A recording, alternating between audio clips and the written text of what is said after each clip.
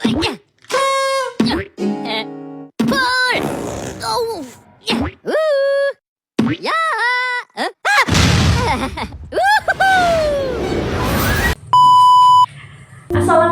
warahmatullahi wabarakatuh. Halo semuanya, perkenalkan nama saya Deswita Aurelia Putri Rifani dari Prodi PGSD semester 2 dengan nomor NIM 86061422 dari Universitas Terbuka Pontianak, Salut Sanggau.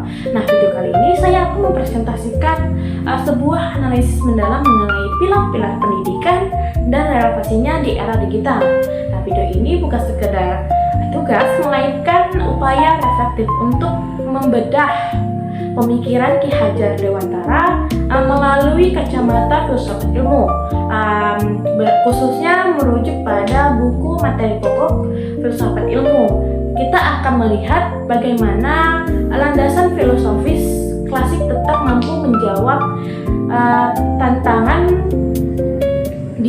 disrupsi teknologi hari ini. Mari kita simak video berikut.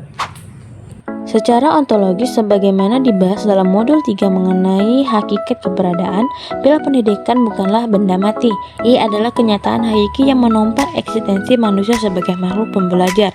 Di era digital, realitas ontologis ini meluas, membagi ruang belajar kita antara dunia fisik dan virtual.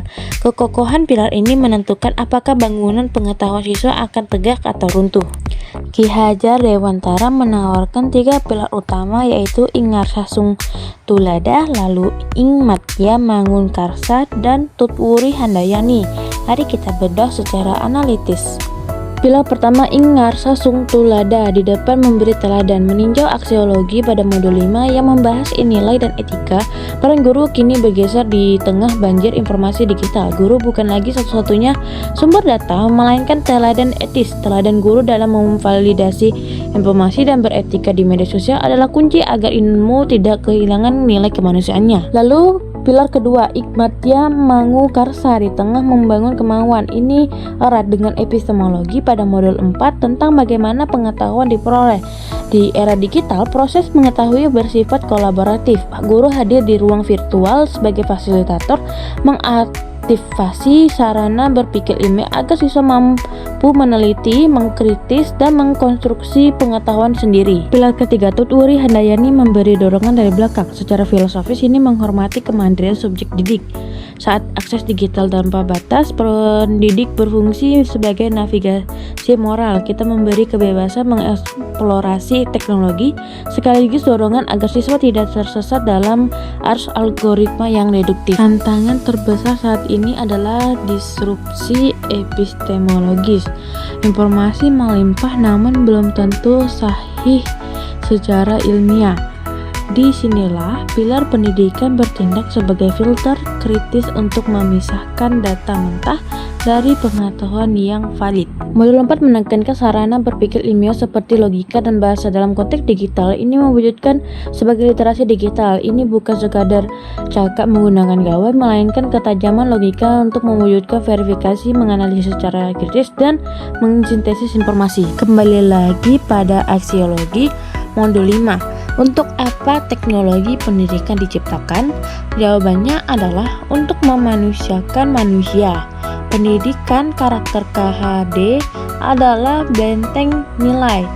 Tanpa aksiologi yang kuat, kecerdasan digital hanya melahirkan robot pintar yang tanpa empati. Apakah guru akan digantikan oleh AI? Secara filosofis, AI unggulan dalam mengolah data epistemologi, namun AI tidak memiliki jiwa keteladanan dan komitmen moral aksiologi. Pendidikan sebagai manusia memegang pilar moral yang tak tergantikan oleh algoritma. Sebagai refleksi, pemikiran KHD terbukti bersifat perennial. Landasan filsafat ilmu dalam buku materi pokok memberikan kerangka kerja untuk menggabungkan tradisi dan modernitas demi kedaulatan pendidikan Indonesia. Demikian adalah penjelasan dari saya. Semoga analisis atau penjelasan dari saya ini memberikan pemahaman yang lebih konkret bagi kita semua dalam menghadapi transformasi pendidikan digital. Nah, terima kasih atas perhatiannya. Assalamualaikum warahmatullahi wabarakatuh. Dadah.